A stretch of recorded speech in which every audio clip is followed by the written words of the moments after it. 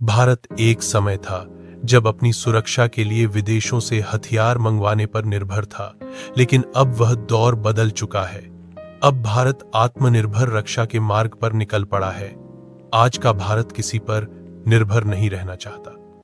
वह खुद अपने हथियार बना रहा है, अपने जेट तैयार कर रहा है, अपनी मिसाइलें लॉन्च कर रहा है और अपने टैंकों से दुश्मनों को जवाब देने की ताकत हासिल कर चुका है। यह कहानी है भारत के मिशन आत्मनिर्भर रक्षा की। यह कहानी है उस यात्रा की जिसमें एक देश ने तय किया कि वह न केवल अपनी सीमाओं की रक्षा करेगा, बल्कि खुद को तकनीकी रूप से इतना सक्षम बनाएगा कि कोई भी उसे कमजोर ना आंक सके।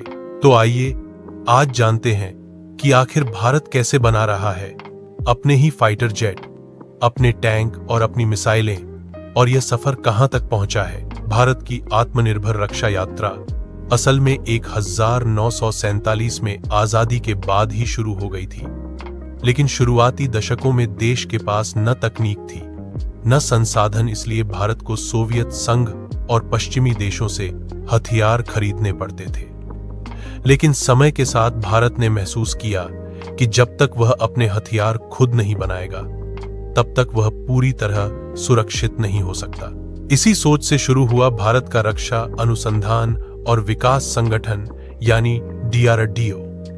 DRDO ने पिछले कई दशकों में भारत को कई महत्वपूर्ण रक्षा प्रणालियां दी हैं। भारत का पहला स्वदेशी फाइटर जेट तेजस इसी संगठन की देन है।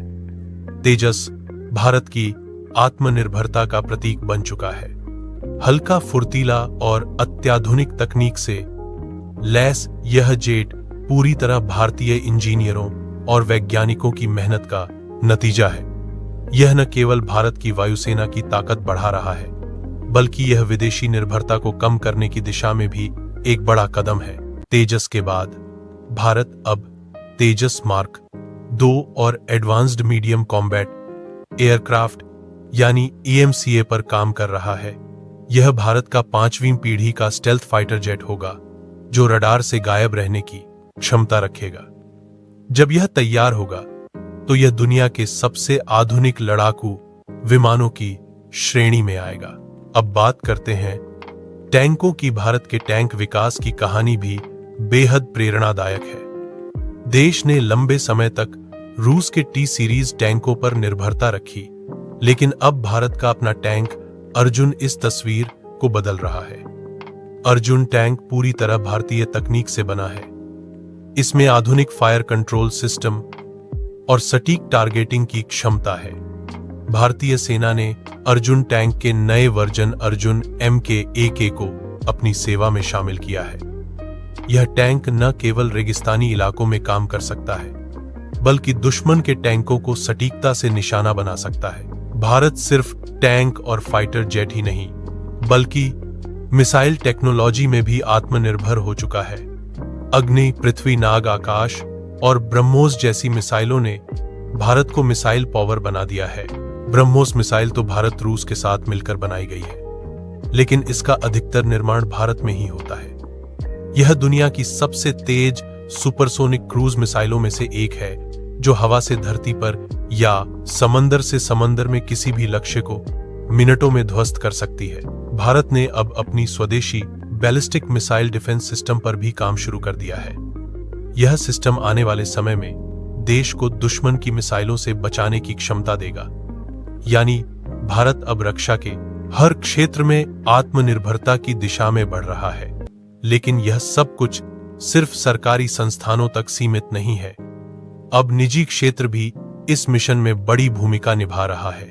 भारत सरकार ने रक्षा उत्पादन में निजी कंपनियों को भी शामिल किया है और मेक इन इंडिया पहल के तहत उन्हें प्रोत्साहन दिया जा रहा है।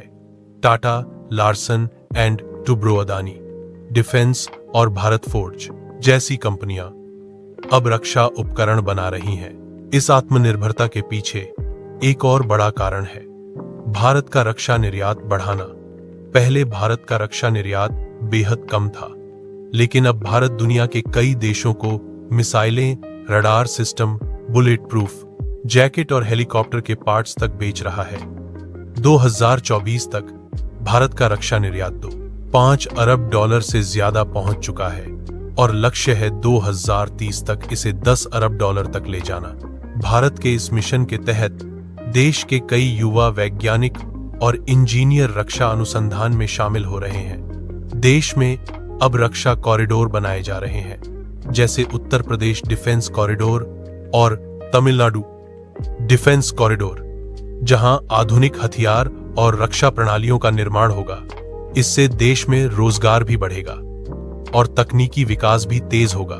भारत अब उस मुकाम पर है जहां वह विदेशी हथियार खरीदने वाला नहीं, बल्कि अपने हथियार खुद डिजाइन करने वाला देश बन गया है। इस यात्रा में चुनौतियां जरूर हैं, तकनीकी जटिलताएं हैं, फंडिंग और समय की समस्या है, लेकिन भारत की प्रतिबद्धता अटल है। रक्षा मंत्री से लेकर प्रधानमंत्री तक सभी इस बात पर जोर दे रहे हैं कि भारत को आत्मनिर्भर बनना ही होगा, क्योंकि आज की दुनिया में आत्मनिर्भरता ही सुरक्षा की गारंटी है। भारत ने अब कई ऐसे प्रोजेक्ट शुरू किए हैं जो आने वाले वर्षों में उसकी रक्षा क्षमता को नई ऊंचाई पर ले जाएंगे, जैसे स्वदेशी हेलीकॉप्टर ध्रुव लाइट, कॉम्बैट हेलीकॉप्टर प्रचंड और नेवल वर्जन भी भारतीय नौसेना को नई ताकत दे रहे हैं। इंसास राइफल के स्थान पर अब भारत अपनी स्वदेशी असॉल्ट राइफल AK-203 भी खुद बना रहा है। भारत के पास अब स्वदेशी एंटी सैटेलाइट वेपन भी है, जो अंतरिक्ष में किसी भी दुश्मन उपग्रह को नष्ट कर सकता है। यह दिखाता है कि भारत न केवल जमीन पर बल्कि अंतरिक्ष में भी अपनी रक्षा क्षमता को मजबूत कर रहा है।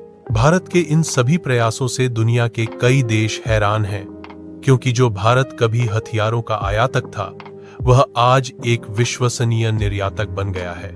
मिशन आत्मनिर्भर रक्षा सिर्फ तकनीकी विकास नहीं, बल्कि राष्ट्रीय गर्व का विषय है।